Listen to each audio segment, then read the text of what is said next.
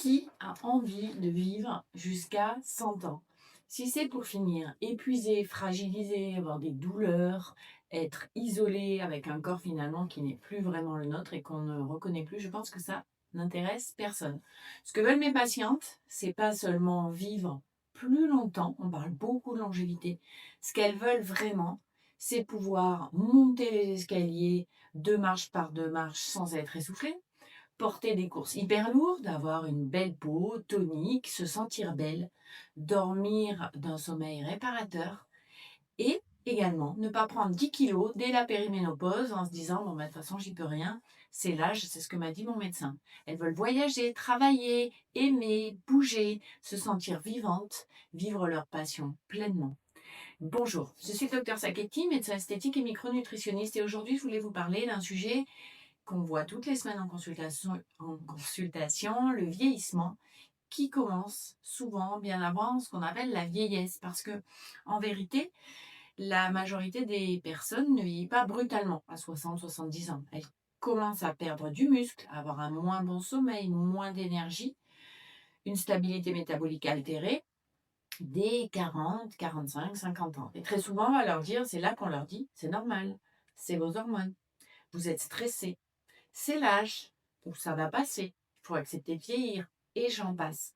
Alors déjà, normal, ça ne veut pas dire optimal. Ça, en termes de longévité, de santé, c'est important. D'autre part, on est en 2026, on ne devrait plus entendre ce type de discours. Il y a une énorme différence entre ne pas être malade et être en possession de tous ses moyens en santé optimale. La médecine classique, elle est excellente pour dépister les maladies graves et les traiter. Mais sur la prévention, sur l'hygiène de vie, on a encore des améliorations à faire. Elle n'a pas été pensée pour ça. Donc, pour rester forte, mobile, avec une bonne clarté mentale, autonome et désirable le plus longtemps possible, également, on a des solutions. Et c'est exactement là où la médecine un peu plus préventive a sa place. Pas une prévention vague, vraiment de la prévention précise, adaptée à chaque personne. Quelque chose de concret qui va s'adapter à l'hygiène de vie, aux hormones, à l'âge, au métabolisme. Aujourd'hui, je voulais qu'on voit 5 points importants, 5 piliers, on pourrait les appeler comme ça. La mobilité, le mouvement, le muscle, les protéines, le sommeil, mais également les émotions, la santé émotionnelle. C'est vraiment pas une vidéo motivationnelle, hein, c'est une vidéo plus stratégique avec des outils plus pratiques de ce qu'on peut mettre en place pour optimiser sa longévité. Beaucoup de femmes arrivent en consultation avec cette phrase: je peux plus faire de sport parce que j'ai mal au dos. Ou bien, non, j'ai arrêté les squats, docteur, parce que j'ai mal aux genoux. Ou j'essaye de ne pas porter trop lourd, de peur de me blesser, notamment au niveau lombaire. Alors bien sûr, on respecte la douleur. Il ne s'agit absolument pas de forcer sur une douleur présente, inflammatoire ou autre. Mais il y a une idée hyper importante à comprendre. Dans beaucoup de douleurs chroniques, l'absence de mouvement aggrave et entretient le problème. Lorsque les muscles sont moins sollicités, le muscle perd en force. Et quand l'articulation est moins mobilisée, elle perd en amplitude. Donc un corps qui n'est plus entraîné ou moins entraîné, le cerveau interprète aussi que le mouvement est de plus en plus dangereux. Et là, progressivement, on entre dans un véritable cercle vicieux. J'ai mal, donc je bouge moins. Je bouge moins, donc je laisse la sarcopénie s'installer, je perds du muscle. Je perds du muscle, donc mes articulations sont moins soutenues. Et si mes articulations sont moins soutenues, j'ai encore plus mal et je finis par croire que mon corps est fragile. Mais dans beaucoup de cas, c'est pas que le corps est fragile, c'est qu'il est désentraîné. Et c'est clairement pas la même chose.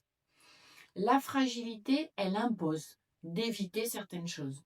Le désentraînement, il impose de reconstruire. Après 40 ans, il ne faut pas penser le sport uniquement comme un moyen de brûler les calories. Ça, c'est vraiment une erreur fréquente. Le mouvement, l'activité, ça devient un véritable traitement anti-âge. Ça améliore la sensibilité à l'insuline, ça c'est lié au tour de taille. Ça soutient la santé cardiovasculaire, ça aide à préserver la masse osseuse, mais ça améliore aussi l'humeur, ça protège la mobilité et surtout, ça entretient ce qu'on appellerait vraiment une réserve de santé fonctionnelle optimale. Cette réserve fonctionnelle, c'est ce qui fait la différence entre deux personnes, deux femmes du même âge. Une femme tombe, elle va fracturer, elle récupère mais elle perd confiance, elle sort moins, elle décline progressivement. Une autre femme tombe, elle récupère, elle se relève, elle reprend sa vie plus vite. C'est pas uniquement une question de chance, c'est pas uniquement une question de volonté, c'est bien souvent une question de muscles, d'équilibre, de mobilité et de préparation, d'entraînement.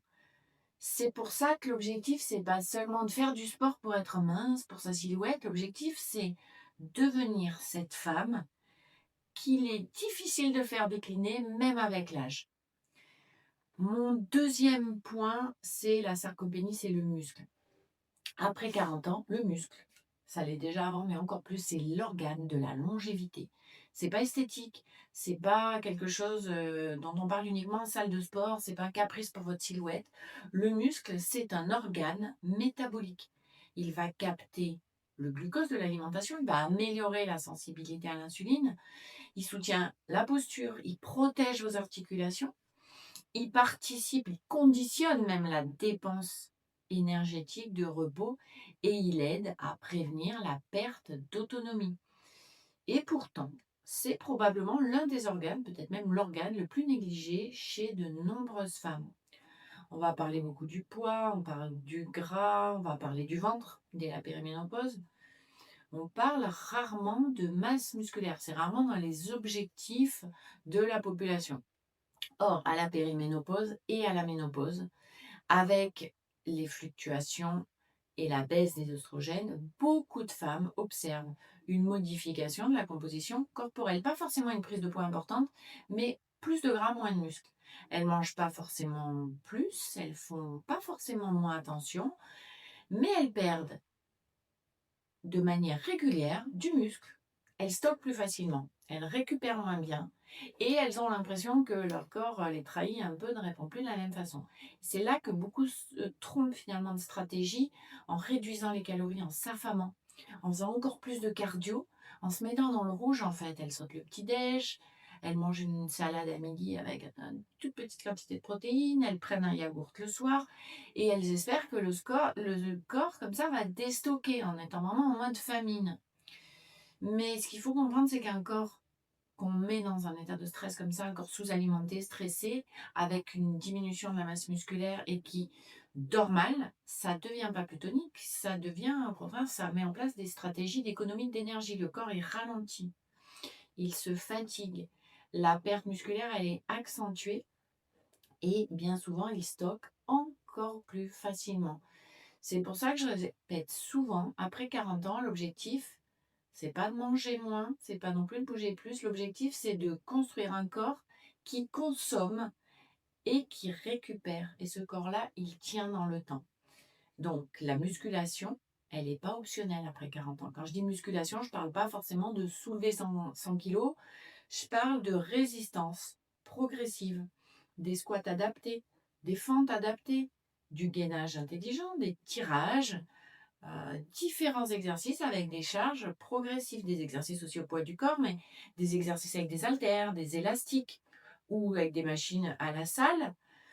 Ce qui compte, c'est d'envoyer des signaux au corps et d'envoyer un message clair. J'ai besoin de cette masse musculaire, il faut en construire. Parce qu'on est capable d'en construire malgré tout à tout âge, même si c'est un peu plus difficile avec le temps.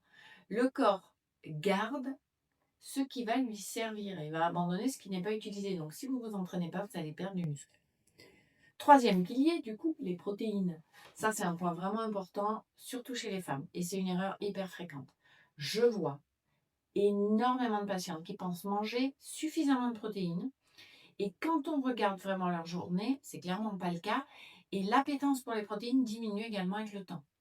Un café le matin, un fruit ou deux biscottes, une salade avec un peu de fromage par exemple le midi, un plat hyper léger le soir. Parfois elles me disent mais je mange sainement. Et c'est le cas, elles font plein d'efforts. Alors elles mangent sainement, oui, mais manger sainement, c'est pas forcément manger suffisamment pour préserver ses muscles, voire même pour construire de la masse musculaire. Avec l'âge, le muscle, il devient moins sensible aux signaux métaboliques de construction, ce qu'on appelle l'anabolisme, la résistance anabolique. En clair, pour stimuler correctement la synthèse musculaire, il faut souvent un apport protéique plus important, plus clair, mieux réparti et associé à un entraînement, ça je vous le disais, de résistance. Les protéines seules, elles ne vont pas suffire. La musculation seule non plus, s'il n'y a pas un apport protéique suffisant. On va vraiment limiter les résultats si on n'a pas les deux. Et je voudrais insister sur ce point, les protéines, c'est pas uniquement là pour faire du muscle. Les protéines, elles participent à la sensation de satiété, au fait d'être rassasié, à la réparation des tissus. Ça participe à l'immunité, au bon fonctionnement de nos enzymes, de nos neurotransmetteurs pour le cerveau, à la qualité de la récupération aussi. Une femme de 40 ans qui veut préserver sa silhouette, son énergie, sa masse musculaire, l'apport protéique, il devient stratégique. Ça ne veut pas dire je mange un steak le matin, le midi et le soir. Ça veut dire je construis mes repas autour d'une vraie source de protéines en variant des œufs, du poisson, de la volaille, de la viande de qualité, des yaourts grecs par exemple, des fromages blancs riches en protéines, des protéines végétales en les associant intelligemment si on ne mange pas de protéines animales. Ça peut être du tofu, du tempeh, des légumineuses, mais attention à ces derniers quand même qui contiennent plus de glucides, donc un apport calorique plus important également. On peut aussi ajouter de la whey, des poudres de protéines ou de protéines végétales, mais pas comme solution unique ni surtout comme solution magique. La règle simple, c'est à chaque repas, où sont mes protéines? Ça, c'est la question qu'on doit se poser. Pas est-ce que j'ai mangé léger? Est-ce que j'ai été raisonnable? Est-ce que j'ai évité les pièges? Est-ce que j'ai bien limité le gras? La vraie question, c'est où est ma source de protéines dans mon repas? Après 40 ans, cette question elle est vraiment fondamentale. Ça revient à dire, est-ce que ce repas m'aide à préserver mon muscle? Et pour beaucoup de femmes, pour parfois la majorité des femmes même, la réponse est non, clairement. Donc ce pilier-là, très important. Le quatrième, c'est pareil, c'est hyper sous-estimé, c'est le sommeil. Le sommeil, c'est peut-être un des piliers que tout le monde connaît, mais presque personne ne le respecte vraiment. On va changer plus souvent sa télé que son matelas, c'est un tort. Et chez les femmes en périménopause, le sommeil devient évidemment, on le sait, beaucoup plus fragile. Certaines vont avoir du mal à s'endormir, se réveiller à 3 heures du matin, d'autres transpirent la nuit de manière hyper inconfortable, certaines vont dormir 8 heures mais se réveiller épuisées, et beaucoup finissent par croire que c'est psychologique en partie, et que de toute façon il n'y a pas de solution. Alors c'est pas dans la tête, le sommeil il est influencé par les hormones, il est influencé par la glycémie, par le cortisol, par l'alcool, par la température corporelle, bien sûr, donc les bouffées de chaleur, par les réveils pour aller aux toilettes, par le stress, par l'exposition à la lumière et par la qualité de votre matelas, la qualité de votre oreiller. Le fait de sentir son conjoint qui se réveille et qui bouge. Quand le sommeil se dégrade, la santé en général se dégrade. La faim augmente. On mange jusqu'à 30% de plus le lendemain. Les envies sucrées augmentent. La sensibilité à l'insuline diminue. La récupération musculaire, elle baisse. L'humeur, on le sait, elle est plus instable. La peau même récupère moins bien, comme tout l'organisme. Et au niveau cérébral, on a beaucoup plus de brouillard mental, entre autres. Donc, non, bien dormir, c'est pas une perte de temps. C'est un traitement métabolique, hormonal, cognitif, esthétique. Il y a quelques règles simples mais puissantes. On essaye de garder une heure de réveil stable, même le week-end. On s'expose à la lumière naturelle le matin, même quelques minutes. On me déconnecte toutes les sources de lumière dans la chambre. On évite l'alcool le soir, on limite un peu les épices, même si on a l'impression que ça détend. On dîne le plus tôt possible. La chambre, elle reste fraîche, pas trop chaude. Pas d'écran, évidemment, au lit. Et si vous avez des périodes d'insomnie, attention aux siestes trop longues en journée qui peuvent aussi altérer le sommeil de la nuit suivante. Concernant la mélatonine, c'est pas un somnifère, c'est plutôt une aide à l'endormissement. Et les doses très élevées, elles sont clairement pas nécessaires, hein. Il faut y aller progressivement et réajuster le traitement avec son médecin. Mais ça peut aider certaines femmes. Surtout chez les femmes de 45-50 ans. qui dorment pas bien, il faut se poser la question, est-ce que c'est mes bouffées de chaleur, les sueurs nocturnes, les réveils urinaires, auquel cas limiter un peu les apports hydriques le soir? Est-ce que c'est l'anxiété, une hypoglycémie nocturne, un repas peut-être trop tardif, un stress, un cortisol un peu élevé? Est-ce que je ferais pas de l'apnée du sommeil? Parfois la thyroïde joue elle aussi. Est-ce que complémentaire en magnésium ou en vitamine D m'aide pas à dormir? Est-ce que mon matelas est correct? Le sommeil, il n'est pas isolé, hein, il est vraiment le reflet, je vous le disais, de la santé en général et de tout un système. Le dernier pilier, c'est la santé émotionnelle. Et je vais insister là-dessus parce que probablement c'est lui le pilier le plus sous-estimé. On peut avoir une bonne alimentation, un programme sportif parfait, des compléments adaptés, un bilan biologique nickel, et finalement on va quand même pas bien. La longévité sans lien social, sans joie, sans sécurité émotionnelle, sans sentiment d'être utile, ça n'a pas beaucoup de sens. Et la santé émotionnelle, c'est pas le bonus. C'est un pilier biologique, en fait, de bien-être et de santé.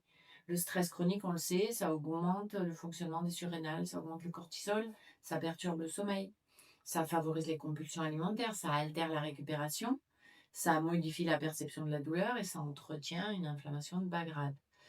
Donc ça peut vous faire vieillir plus vite, dans le corps comme dans le visage, hein, notamment. Ça, je le vois très souvent en consultation, certaines femmes qui sont un peu isolées, qui viennent pour un relâchement des cernes, une peau terne, un visage qu'elles trouvent fatigué, bien sûr. On peut parler collagène, laser, injection, inducteur tissulaire, micronutrition, mais parfois, le visage, il raconte aussi des années de charge mentale, des nuits courtes, de la solitude, une tension, une suradaptation à l'environnement. Et si on traite juste la peau, sans regarder la vie derrière, ce qu'on peut améliorer, recréer du lien, avoir des activités qui nous plaisent, on passe souvent quand même à côté de quelque chose. Donc, on ne va pas essayer de psychologiser tout, mais le but c'est de comprendre que tout est lié. Il n'y a pas le mental d'un côté, le corps de l'autre. Il faut comprendre que le corps, il ne se sépare pas du mental.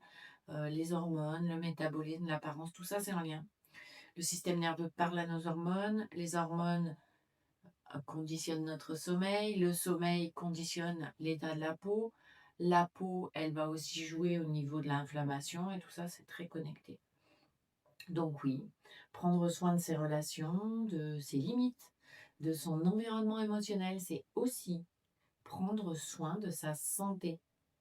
Donc c'est pas de manière vague, hein, voilà. L'idée, c'est vraiment d'avoir des solutions concrètes. J'aimerais que vous me disiez, est-ce que vous avez des personnes à qui vous pouvez vraiment parler, à cœur ouvert, parler de tout? Est-ce que vous vous sentez utile? Posez-vous ces questions. Est-ce que vous avez encore des projets qui vous font vibrer, qui vous font rêver?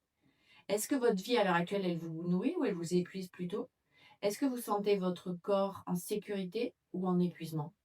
C'est des questions qui font partie de la santé qu'il faut se poser de temps en temps. Parce qu'une femme qui dort mal, qui mange mal, qui a une mauvaise récupération, forcément s'isole de plus en plus et vit sous tension, on a une altération potentielle de sa santé. Alors maintenant, concrètement, par quoi on commence? On arrête de chercher la solution miracle. C'est pas ni une crème, ni un complément alimentaire, ni une molécule, ni un programme sportif, ni même une séance de laser, ni un régime. La vraie stratégie, c'est la synergie, en fait. C'est l'accumulation intelligente de stratégies qui sont toutes bénéfiques à la santé et qui le sont encore plus quand elles sont liées entre elles. Du renfort 2 à 3 fois par semaine, de la marche régulière, voire de la marche en pente si vous faites du tapis, une vraie source de protéines à chaque repas, un sommeil priorisé, un bilan biologique interprété intelligemment, une attention portée aux hormones, à la thyroïde, au fer, la vitamine D, l'insuline, le cortisol si besoin, et une vie émotionnelle qui ne nous détruit pas en silence. Deuxième étape, mesurez ce que vous voulez préserver. Le poids seul ne suffit pas. Regardez le tour de taille. Regardez votre force musculaire, votre capacité à monter les escaliers, combien d'étages vous montez sans être essoufflé, votre équilibre. Vous tenez sur une jambe les yeux fermés? La qualité de votre sommeil, l'énergie que vous ressentez le matin au réveil, votre récupération après l'effort, votre masse musculaire si vous avez accès à une balance fiable, votre bilan métabolique. La balance, elle raconte pas une petite partie de l'histoire. Une femme peut perdre du poids, mais perdre du muscle aussi. Donc elle sera plus légère, mais elle sera plus fragile. Une autre peut perdre du poids, mais gagner du muscle, en tour de taille, mieux dormir, avoir meilleure mine, se sentir plus forte. Donc c'est cette deuxième-là qui va nous intéresser, clairement. Troisième étape, pensez à votre corps à venir, votre futur corps. Pas le corps de la plage, hein, pas le bikini body, le summer body, tout ça. Pas le corps pour un mariage, pas le corps pour une photo. Non, votre corps quand vous aurez 70 ans, ou 80 peut-être. Il sera comment? Votre corps qui éventuellement devra se relever après une chute, qui devra porter une valise parce que vous voyagerez encore. Un corps qui devra vous permettre d'aimer, de créer, oui, de voyager, de vivre pleinement toutes vos activités. La question, c'est pas comment être sculpturale cet été, comment être parfaite cet été, avoir mon bikini body. La question, c'est quel corps je suis en train de construire pour les 30 prochaines années? C'est ça réellement qu'il faut se demander. C'est vraiment ce type de question qui change tout dans les habitudes qu'on va mettre en place parce qu'on vous sort comme ça de la coercition, la punition, les injonctions. Les femmes en ont assez. Il faut sortir des régimes, de la culpabilité également, et ça nous remet dans une logique positive, proactive, de construction. Vous êtes en grande partie responsable de votre santé. Vous ne faites pas du sport pour uniquement la silhouette et parce que vous détestez votre corps, mais vous vous entraînez parce que vous voulez pouvoir l'habiter longtemps et prendre soin de lui. Vous ne mangez pas des protéines parce que c'est une mode, vous mangez des protéines parce que vos muscles en ont besoin pour votre future autonomie. Vous ne dormez pas parce que vous êtes faible, vous dormez parce que votre cerveau, vos hormones, votre peau, votre corps en ont besoin. Vous ne prenez pas soin de votre santé émotionnelle parce que vous êtes fragile ou égoïste. Vous le faites parce que le corps ne peut pas rester performant et en bonne santé dans une vie épuisante. Et c'est probablement le message le plus important de cette vidéo. Vieillir, ça n'est pas une question d'âge. Vieillir, c'est une question de ressources, de réserve. Quelle est votre réserve musculaire, votre réserve osseuse, votre capital, on pourrait dire, votre réserve métabolique?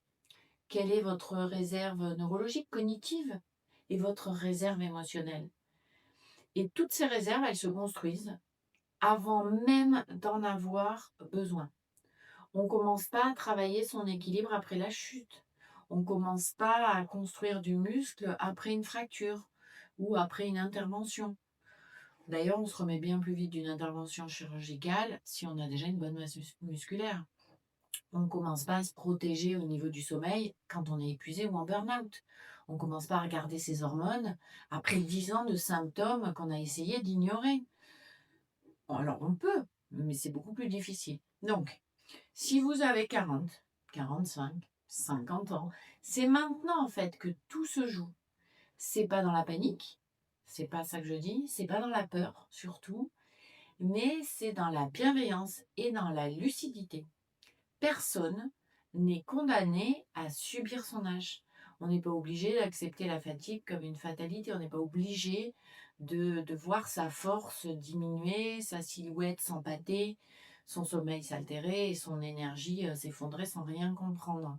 Mais il faut arrêter de penser que la santé commence quand la maladie est déjà installée.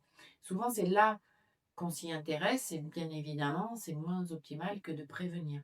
La santé, ça se construit, et ça se construit avant les problèmes.